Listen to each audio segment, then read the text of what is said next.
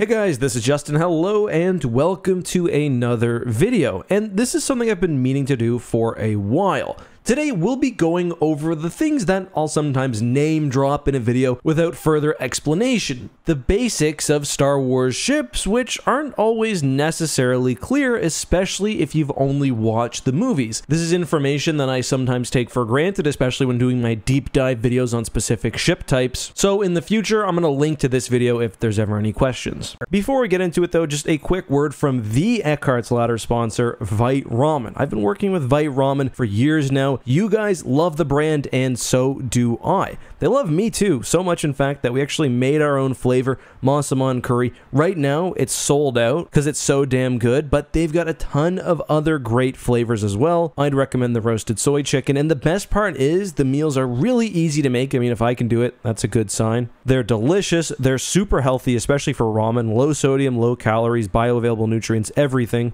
And you're buying from a small American business which treats their employees really, really well. Right now, you can get 10% off Vite Ramen by going to their website linked in the description, or viteramen.com/EckhartsLadder, and using the code Eckharts. You can also check out the really cool launch animation we did for our new flavor, and you'll also get free shipping in the contiguous USA and some gifts. So again, link down below, use code Eckharts. But let's get back to the ship stuff. One thing that's interesting is that a lot of the lore surrounding Star Wars ships has been more or less consistent for 35.5 years. The first Star Wars source book was, well, the Star Wars source book, and much of the information that I'll be sharing from this video comes directly from there. Star Wars as a World War II inspired space fantasy also borrows heavily from not so much real-world warfare, but at least pop culture interpretations of it. However, that's not universal and there are some differences. For example, in the real world, when you say a capital ship, you're usually referring to the largest,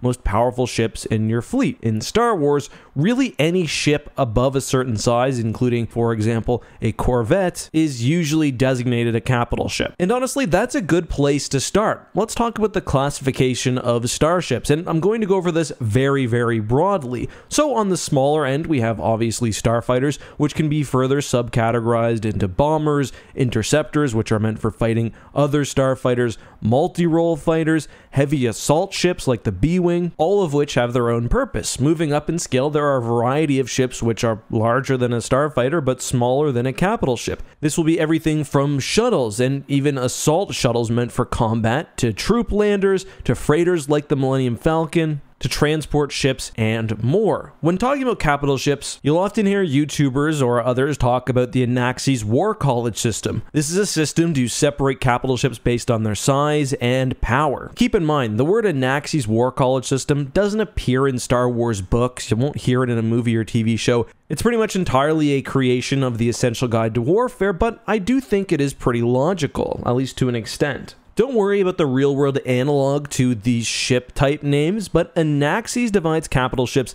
into 7 categories: corvettes, frigates, cruisers, heavy cruisers, star destroyers, battle cruisers, and dreadnoughts. On screen, a few of these are obviously more relevant than the others. Star destroyers are not just star destroyers, they're any ship of about that size, including, for example, Mon Calamari cruisers. Heavy cruisers are the ones that are slightly smaller, like, say, the Acclamator. Cruisers are the mid-sized ships, not really things we see on screen too often, but a good example would be, I think, the Munificent. Moving down in size, you have frigates like the Nebulon B, corvettes like the Blockade Runners. Then on the larger size, you have battle cruisers and super star destroyers. Battle cruisers, not very relevant. Super star destroyers, well, very, very large ships. While the Anaxi's War College system uses size as the main designator for a ship class, that's really a matter of convenience, and practically you want to look at the power of the vessel. For example, a Recusant is over 1 kilometer long, but to me it feels more like a cruiser or a heavy cruiser,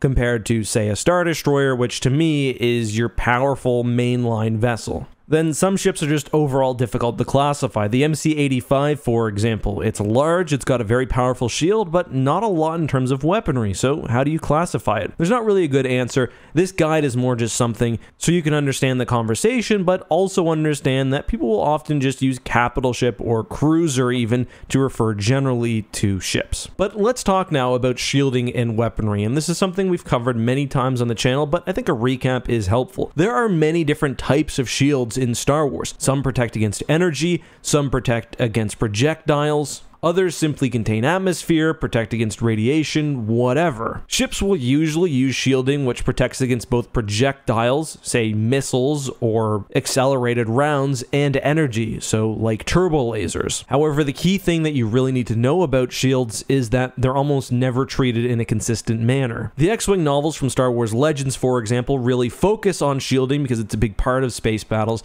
It talks about how X-Wings will concentrate fire to take certain parts of the shield down. Other novels will treat missiles as being able to pierce shields. Often, there's just not really a whole lot of thought put into it, so I encourage you to not worry about it too much as well. For the record though, particle shields are the ones that stop particles, and ray shields or energy shields stop energy. Let's talk about weaponry though, and this is one that I get asked about a lot, so I think it's important. Ships generally will make use of 3 or 4 types of weapons. There are turbo lasers, ion cannons, laser cannons, and missiles. And often turbo lasers and lasers, for example, will be used interchangeably, but often they're also distinguished. Turbo lasers, as the name would suggest, are very large, very powerful lasers. These are the main guns on your capital ship.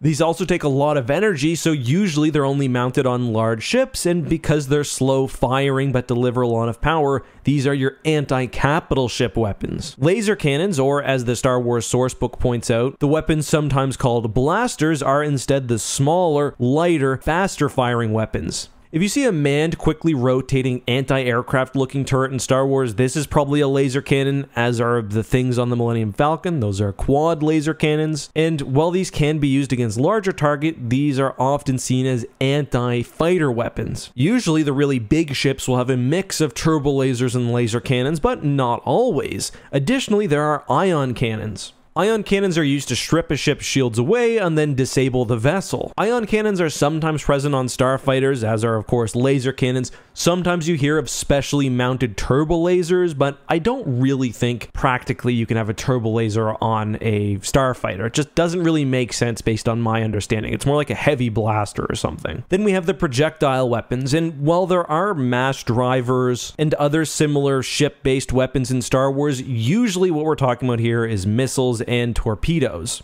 Honestly, the difference between proton torpedoes and concussion missiles has been muddied. I think Star Wars Squadrons actually gives us a pretty good look at how the two technologies would interact. Concussion missiles and other missiles presumably are anti-starfighter weapons. They more actively track enemies, they're faster, but also a lighter payload, where torpedoes, they probably have a longer lock-on time, they're probably better at a longer range, they deal more damage, but they're probably not going to be able to chase down a fighter. Capital ships and starfighters both make use of missiles and torpedoes, and often you hear of starfighters being able to use one or the other depending on the mission type. That's the basic of weapons. Now, obviously, some ships have their own special thing, whether it's the massive ion cannon of the Malevolence or the Eclipse's miniature super laser, and sometimes you see more exotic technologies as well, but those are the basics. Anything else you can probably understand as it comes. What's this thing in Revenge of the Sith? I don't know, a flak cannon maybe? But let's talk about how ships move, and there's 2 types of drives you need to understand, 2 things that move a ship: sublight drives and hyperdrives. Let's talk about hyperdrives first. When a ship goes through hyperspace in Star Wars, they're not accelerating past the speed of light, not really.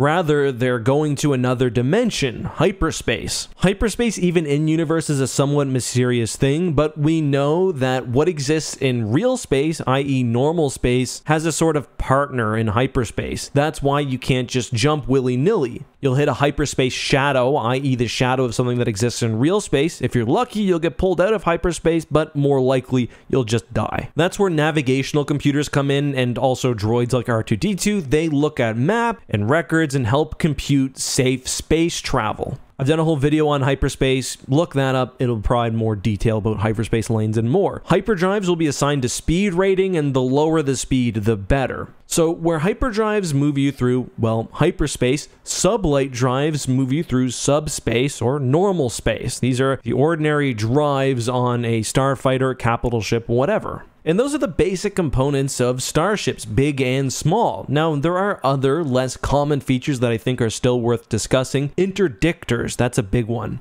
So an interdictor is a usually quite large starship meant to pull other ships out of hyperspace or to prevent them from jumping to hyperspace in the first place. They generate what's called a mass shadow, and they are very, very deadly enemies, especially to the Rebel Alliance, which doesn't have the power to fight the Empire traditionally. Now, I mention this and/or episode 11 spoiler because this is distinct from a tractor beam. The tractor beam in episode 11 prevented Luthen from jumping to hyperspace, but it wasn't making an interdiction field. A tractor beam is just what you'd imagine. It basically reaches out, grabs something, and manipulates it. Everyone thinks of a tractor beam pulling something in, but tractor beams can also just hold something in place or even repulse something. Tractor beams would have been very common and used for everything from moving light cargo to destroying other spaceships, as was the case with the Starhawk. Back to interdiction for a second though, there are many associated technologies, especially in Star Wars Legends, everything from interdiction mines to the hyperspace inertial momentum sustainer, which basically allows you to keep going through hyperspace even if you encounter an interdiction field. So hopefully that makes sense. The last thing I want to touch on is sensors. Now, every ship in Star Wars would have sensors, but they're not usually super prominent,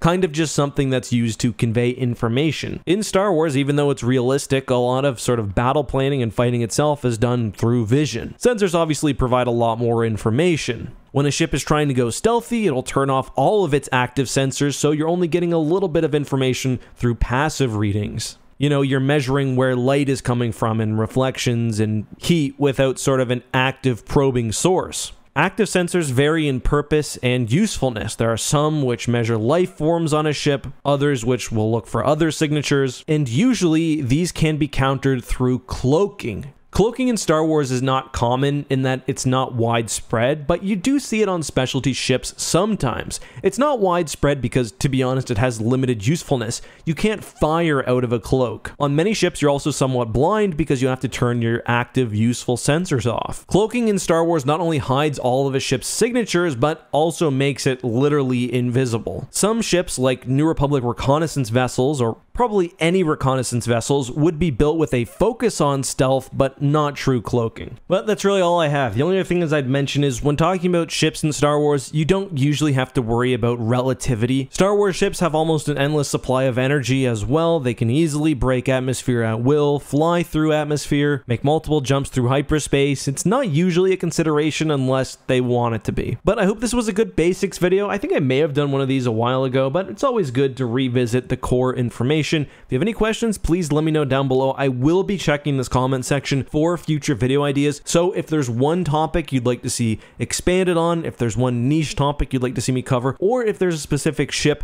that you really find interesting that I've not talked about before, please let me know down below. Till next time, be safe, have a good one, and may the Force be with you.